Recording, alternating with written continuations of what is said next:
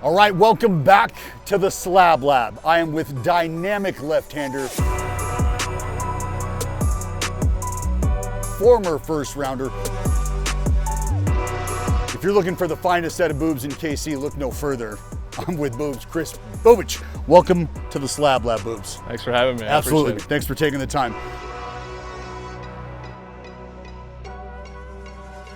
Overall, I like to consider us as ball players elite adjusters. And you have had to do some adjusting over the early parts of your career. I want to start with something that you can call it a hurdle, you can call it a roadblock, we'll call it the COVID season. What is your mentality understanding what you're about to have to go through? Shortened season, all the BS that's coming with it. Yeah, it was tricky to navigate for sure. Being from the Bay Area, there were a lot of guys, college guys, other pro guys, indie ball guys.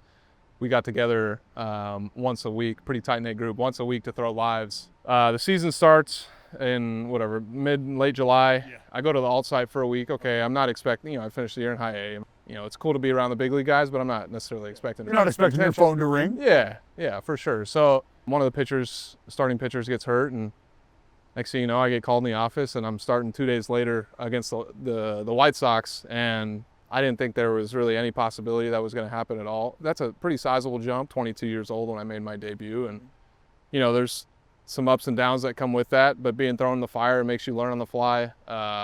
You want to be challenged by the best. And I felt like I held my own. There were definitely some things I did well, some things I didn't do well, and that kind of carried over the next few seasons. But, for the most part, I was just trying to get my feet wet, trying to get, comfortable in the big leagues. And as you said, it was just kind of weird because right now there's no one in the stands. It was the same kind of vibe that whole year. There was nothing going on, so it was a little bit odd. But at the end of the day, you just go out there and try to pitch, try to do your best, and just try to navigate.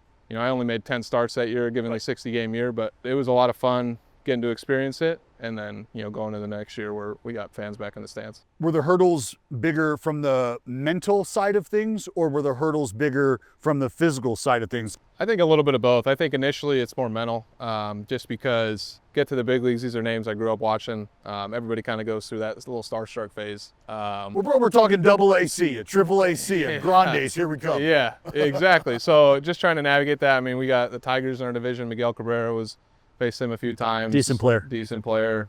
I think as you go along, you start to understand, okay, the things that I did in the minors, the things that I did in college that we do well still apply here. You get in good counts. You trust your stuff in the zone, out the zone. Obviously stuff that's a little more physical, but that got better as I went along, especially recently. But there's definitely an aspect to, okay, hey, let's get in good counts. Let's attack guys. Mentally just getting over, okay, I'm in the big leagues facing these guys. It's pretty exciting. You're playing in a lot bigger stadiums. Got a third deck. You got a third deck, so you look up, it looks like it goes forever. What was the biggest adjustment you had to make as you are working your way through? Because those next 3 years that you talked about, those 3 years are full of progression. They're full of growth. They're full of setback as well. So what was, if there were any sort of battles that you had to fight between being a starter, being a reliever, and understanding that this might just be a blend of the two to get me back to the bigs? 22 was a bad year. Got off to a really bad start.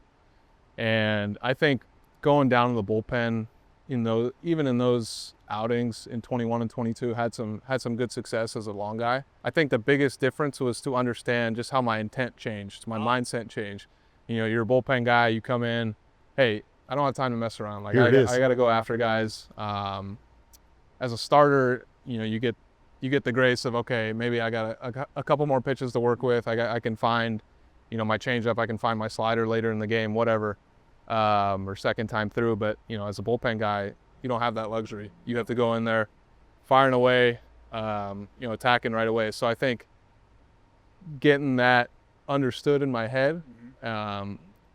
To when I did go back starting in 23, right before I got the TJ, that really transformed things for me. Obviously, there were some stuff changes that I'm sure we'll get into, but yes, because you found a couple of those pitches that we were talking about, my friend. You found them, and they are now on their best behavior. The mentality was first and foremost. I think just understanding the intent, the conviction behind every throw. like I said, attacking guys early, getting in good counts like that. That's never gone away for me. That's still that still rings true. Especially, you can kind of sympathize with this, but it being a low 90s. No, I can't because I was a high 80s guy. Thanks for rubbing it in. Sorry. Good guy. But, okay, but you get the point. Yes, I get it. You're not necessarily out here trying to blow guys away. I know my fastball is a little bit of play in and at the top of the zone, but there's an element to pitching and mixing pitches and changing speeds that has been around the game forever.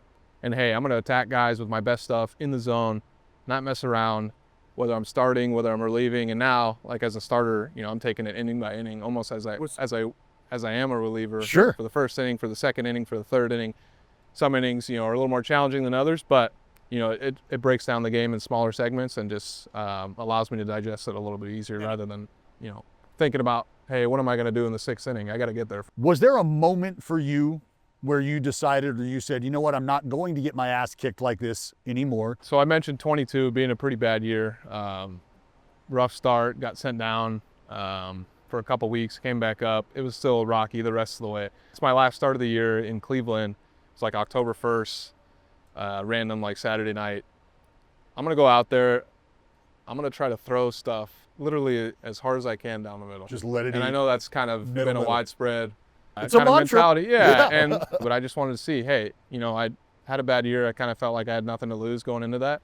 So I'm like, okay, I'm going to attack guys. It was probably my best outing of the year, to be quite honest. For me, there was something to that, and it left me like with a good taste in my mouth going into the off season because I came back the next year and had the same exact mindset. And the growth starts to occur. And that just changed everything. I stopped trying to, nibble. I stopped trying to be so fine around the edges because I thought I had to, being a guy that was, 90, 93. Like, I feel like I had to nickel and dime everybody at times, especially when I was, giving up homers and walking guys and stuff like that. So I just didn't want to.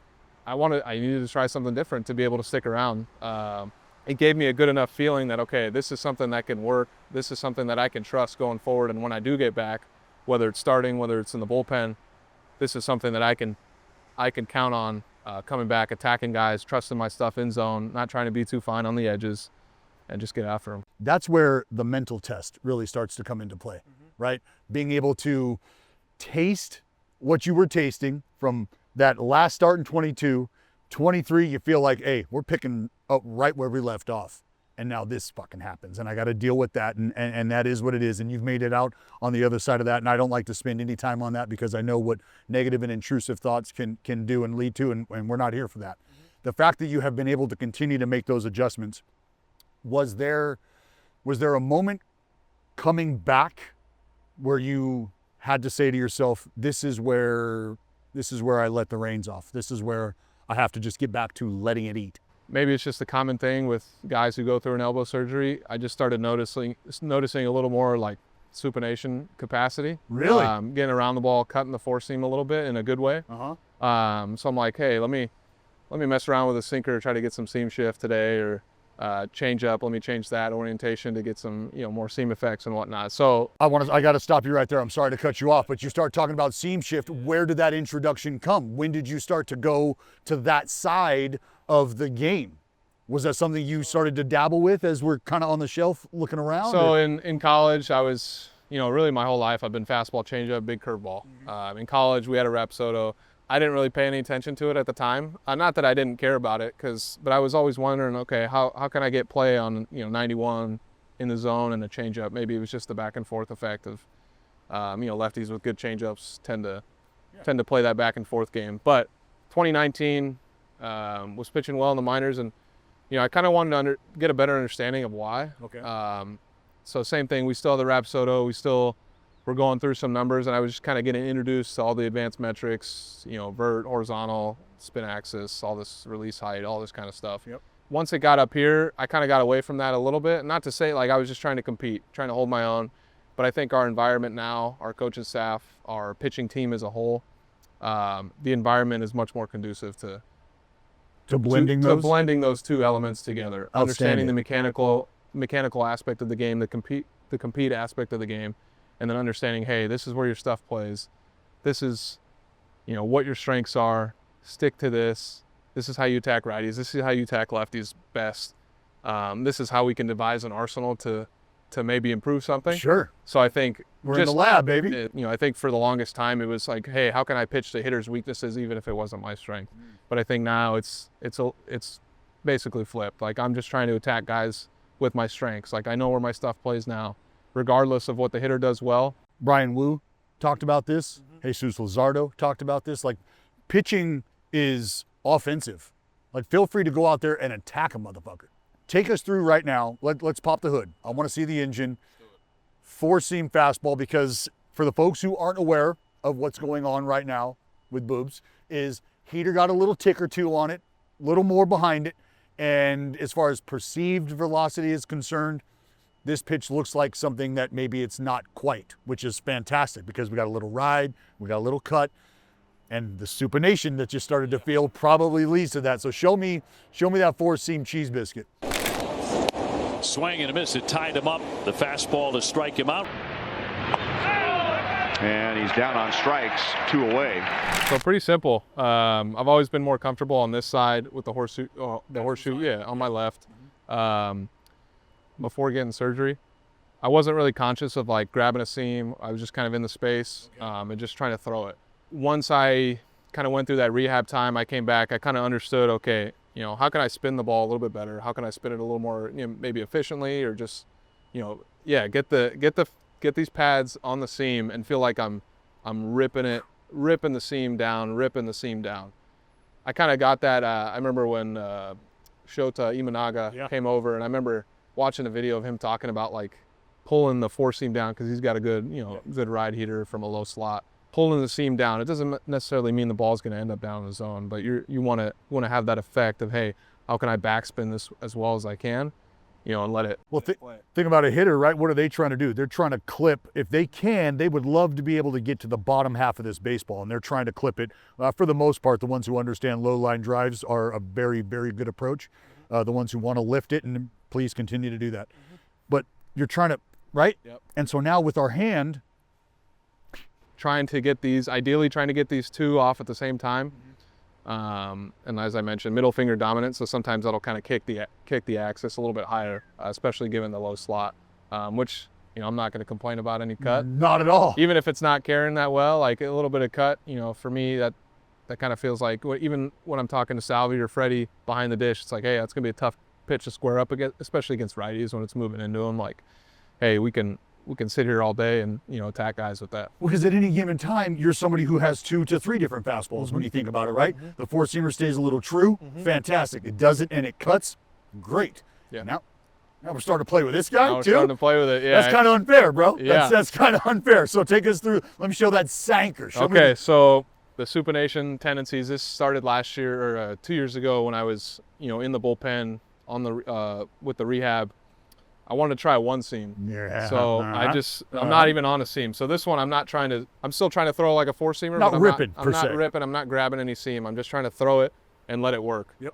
It's still a little bit of work in progress. Out of the bullpen, I didn't necessarily throw it that much. Tend to save it a little more for lefties. I mean, I'll mix it in to both handed hitters. But yeah, just to have something inner half moving into them.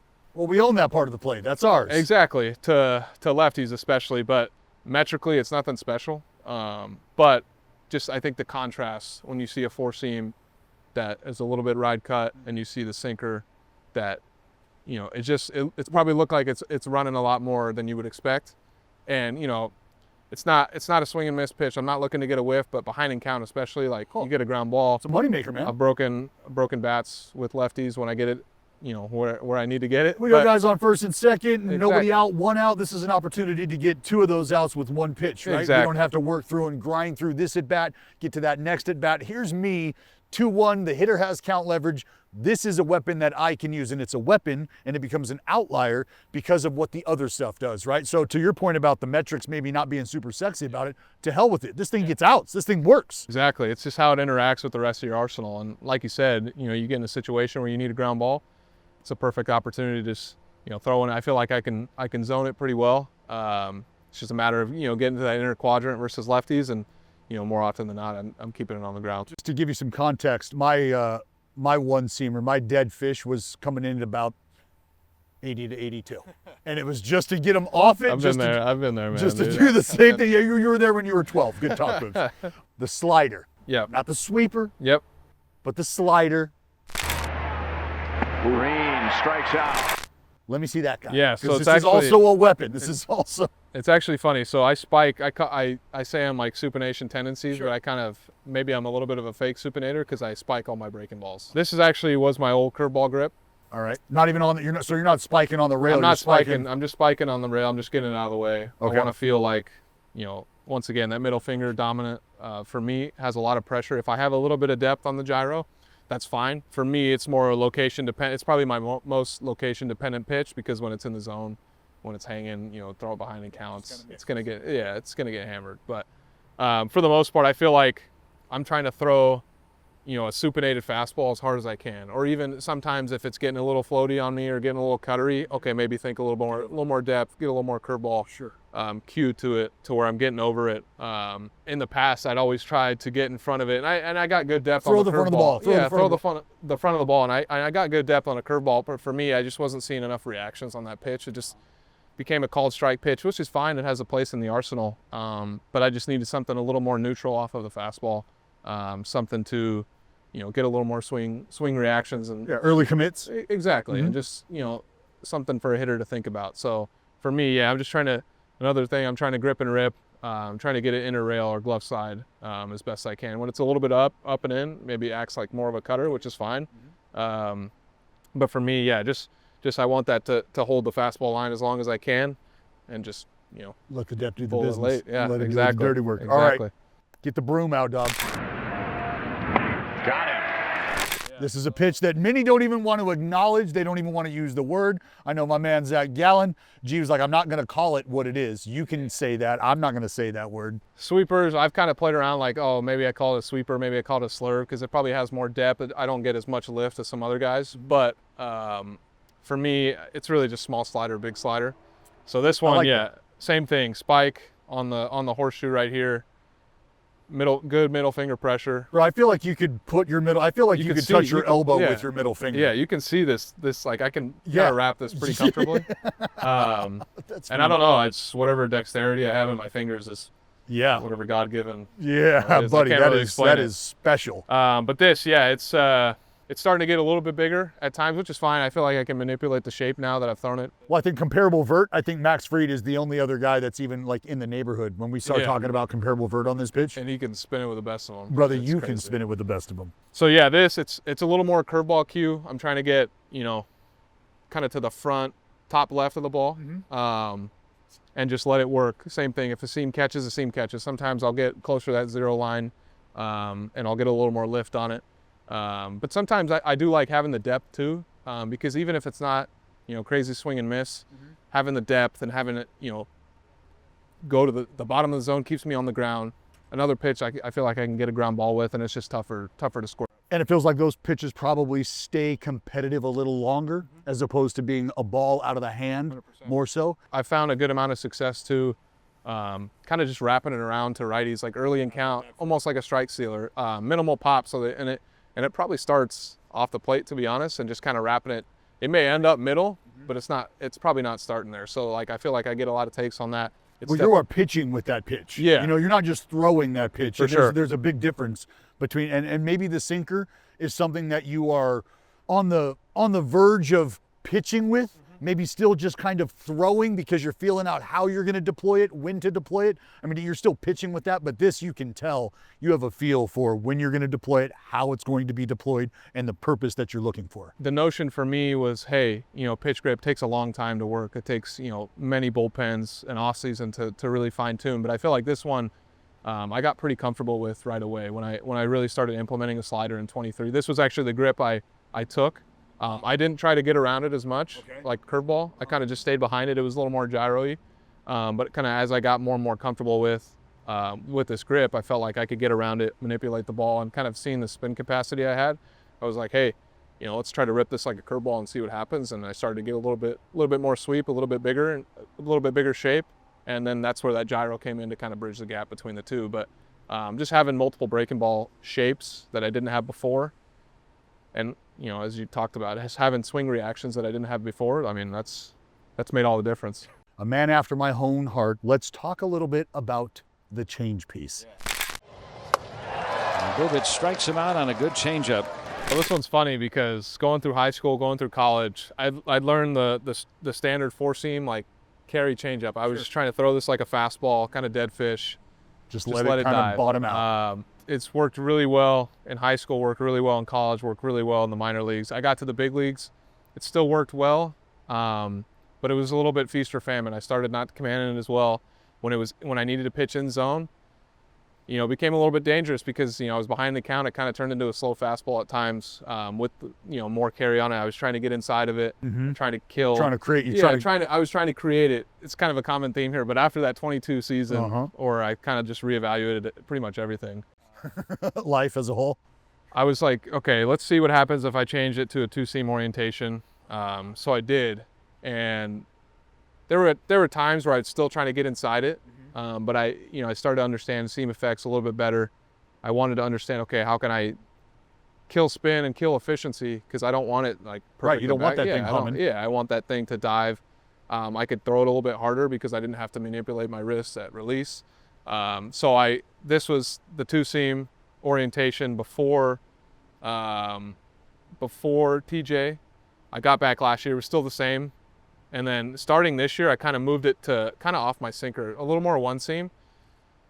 At the start of the year, like the first month of the season, it was like this. But then, and if you see, I didn't really have a lot of pressure on this, so it's almost like a split. Yeah, that's why I wanted to see your index fingers, because I could see that thing kind of hugging that rail up top, and then you're just basically sandwiching the baseball. Yeah, and getting that pinky finger towards the bottom out of the way as well, because I didn't want that effect in the axis. The only thing with this, it was really good. I was able to kill vert, kill spin. I started to lose some arm side too, which is fine, like acting really more split-like.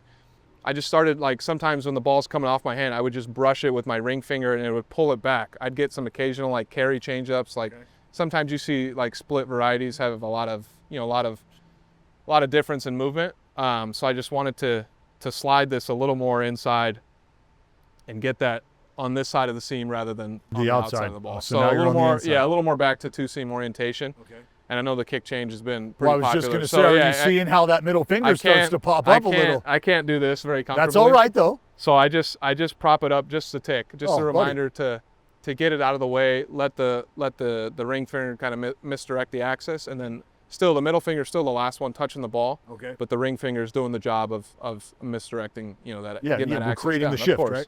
A lot of times too, I'm trying to get it down over the plate. Like, you see good splits, they're not really in zone that much, but they just look like a fastball forever, and then they're darting down before the plate. I've had experience, like the ones running off, like middle away or running off, really not a strike that long. Hitters can take that pretty easily, and it's kind of the same thing with the breaking balls. Like, the more effective ones are usually down over the plate. And this one, I'm just trying to throw with conviction down over the plate, almost like a fastball down in the zone, and just like. So it's more comfortable just to get comfortable with the grip, and as you hear it, grip and rip, but trusting the grip is really the cue for you, because I'm sure you are familiar with the lefty from Detroit. It's Scooble, I think it is, and I always go back to him because he was one of the first guys that I sat down and talked to about this at length, was the seam shift and how and what his cue was, because my whole thought behind this is I didn't grow up with YouTube. And if I could hear how Kris Bubic is making adjustments on his changeup and why and the results he's getting, I would be all in, right? I'd be glued to it. And to hear that there's other individuals that are also listening and taking parts of what they're seeing and hearing from conversations with guys and applying it, and now I'm running across individuals who are applying this stuff. It's just incredible to watch. That's the thing that's so great, I think, about just baseball, social media in general. There's so much information now, and guys are so willing to share. Even from other teams, if you know someone on the other team, even if you don't know them, you could still, watch a little snippet of them talking about it in a post-game interview, or they take you through a bullpen or whatever. I think it's so great to be able to take that. I'm sometimes a guy that maybe wants to tinker too much. I'll go out and try to play catch with everything the next day, but we're all here trying to get better, all here trying to learn. So I think any little competitive advantage you can try to get, or anything, a little thing that can work. There's a lot of times in the big leagues, it just takes one usage change or one, grip change or whatever, for things to really click. Really, all my pitches have have come from me kind of learning from other guys across the league, watching interviews, and just kind of seeing what they do well. And hey, maybe I can try to replicate that myself. It doesn't always work, but you don't know if you don't try. Growing up in the Bay Area, Palo Alto, you had some left-handers in the Bay Area that you could probably watch videos of. You probably had posters of some good left-handers on your wall in your bedroom that may not have played for the A's. Who was your guy? This is a funny one. So growing up a Giants fan, okay, you would expect it to be, Bumgarner or whatever. Sure. Left-handed. I was a Clayton Kershaw fan growing up. Like, have you disclosed that with family members? Like, is that something that you would share knew, publicly? Yeah, they knew. It's out now. I just think watching him, I mean, probably the best left-handed pitcher of our generation. No argument from here, bro. Watching him just attack guys, four seams, sliders, big classic curveball. It was just like, it was so fun to watch. Being a Giants fan, we saw him a lot because he's pitching against the Giants a lot. It's funny because I didn't really have any similarities with him growing up. A little funky delivery, sure. Sure. But in terms of the pitch mix and the pitch arsenal, Different animals. different animals at the time. The big curveball, that's a hard pitch to throw. It is. I think when you're out there, like, and you're geared up to throw fastballs and grip and rip, and then you throw that big bender in there. It's quite different. But watching Kershaw, I mean, it was just, he was in a different world. As far as because you alluded to this earlier in the conversation, reading swings. And that's something that I have found. There's a lot of guys who have no idea where to even start with reading swings or learning how to read swings. Some guys, I feel like it's just an innate ability that they popped out of the womb with. Is this something that you had to get comfortable with? Is this something that you still are looking to try to identify more readily as you face guys? Is this something that you can tap into in the video room more so than in the moment? How has that been for you? I think it's in the moment for sure. I think a lot of times I'll get to righties, I'll get a lot of late swings, especially four-seamers running it or cutting in. I'll kind of see them, okay, foul it off to the right side, foul it off, or be a little behind it. So I'm like, okay, maybe a changeup's a good option, but maybe, a slider right underneath that, kind of hold that same tunnel, tack it to the back. Because they're committing early. Yeah, they're trying to committing get to early, it. swing over the top of it. Even if it's not a swing and miss, okay, maybe get a ground ball. So I'd say lefties, it's a little more challenging just because you don't face as many lefties as Sure. a left-handed pitcher, Yeah, especially you're not nowadays. being fed them anymore. Yeah, you maybe see one or two on average in a lineup. That's still sometimes a work in progress for me, especially now having different weapons to attack a lefty. Okay, how can I jam sinkers in there? How can I throw four seams at the top? How can I spin away? How can I find room for my changeup? Because, to be honest, I really haven't thrown that many changeups to lefties, and that's something I want to do probably a better job of going forward. A whole new world. But- It is fantastic, bud. Yeah. Girl on it's, girl, street legal here, bro. Oh man, it's Entertain it. If you can get it there, man, that's a crazy weapon. Think about the concept. Left-handers are used to being attacked soft down and in, right? Slow coming to them. Slow coming to them. That's got to happen with a right-hander on the mound. Slow coming to them. They haven't grown up with that. They don't know what it's like to see slow coming to them from a lefty. That's a changeup. That's a different movement profile that they're just not used to seeing. It's uncomfortable. So if it's a pitch that I think that left-handers can continue to get comfortable with, David Price was a guy who talked about this a lot. Him and I really kind of met eye to eye on that. Like, don't be afraid. It's my best pitch. Why would I just eliminate one side of the platoon from not seeing it? Like, this is going to open up a whole nother attack plan, potentially a whole nother sequence for this guy, especially later down the road. 100%, and it covers a whole quadrant of the plate that you're not used to getting there. Because the sinker, I'm trying to run like middle in, or up and in.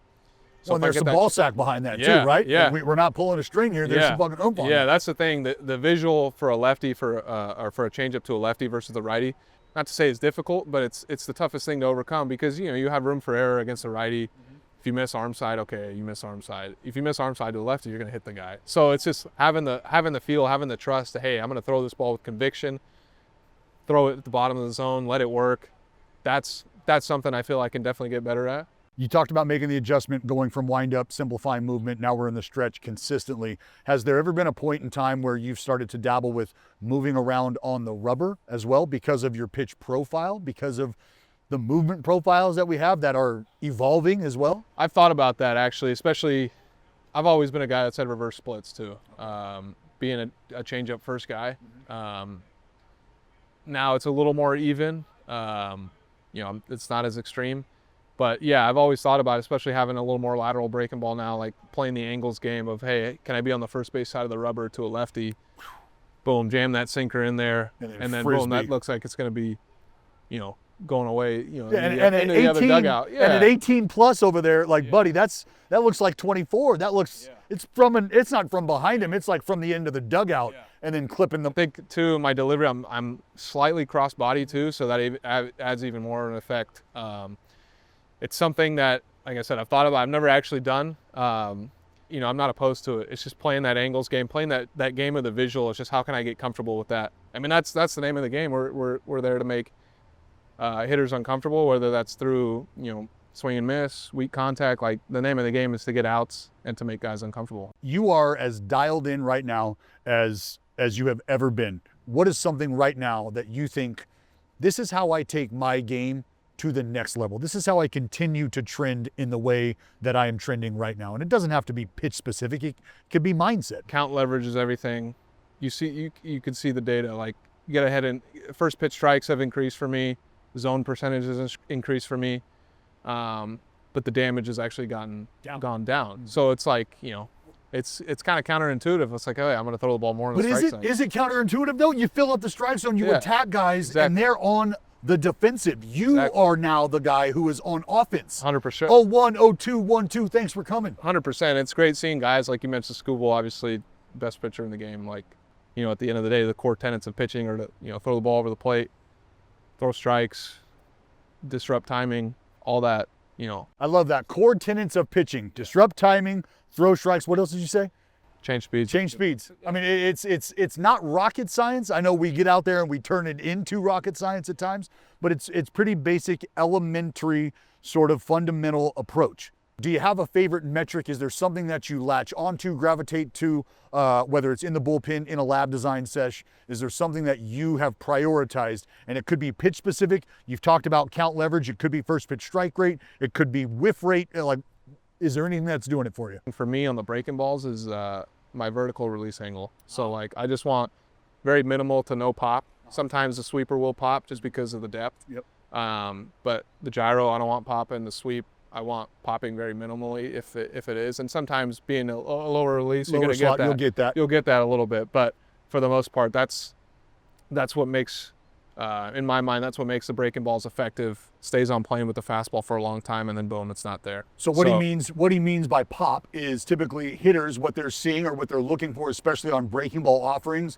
is they can see the pop of the baseball, like pop up out of the hand almost. And that's why you're talking about keeping that release angle as flat as possible, because now what you're trying to do is tunnel everything out of the same window, right? So if you start to see a pop on one pitch, it becomes that much easier to identify and separate that.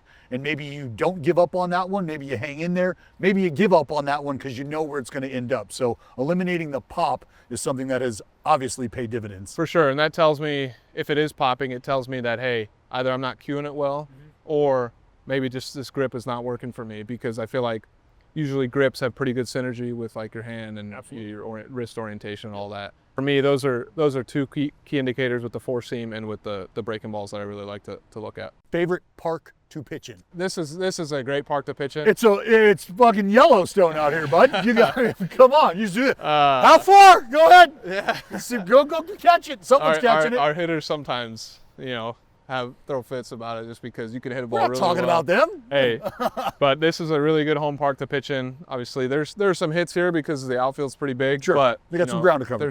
There's some damage that you don't give up just because the park plays pretty deep.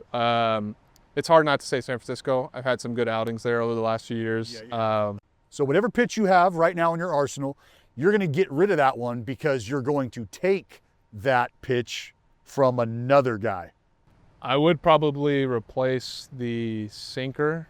I would love to say like Framber Valdez, although release height's a little higher, he gets that steep angle, and it's all good, bro. Angle guy. You still get the profile from your spot. If I can do that, I mean, it's just ground ball city, called strike city. I mean, it's a bowling ball. I love, especially being a four seam guy at the top, like you're a little susceptible more to fly balls and stuff like that. So just the bowling ball sinkers, I mean that would just open up crazy lanes. So I'd say that's the one that comes to mind for me for Amber Sink. One at bat against this individual.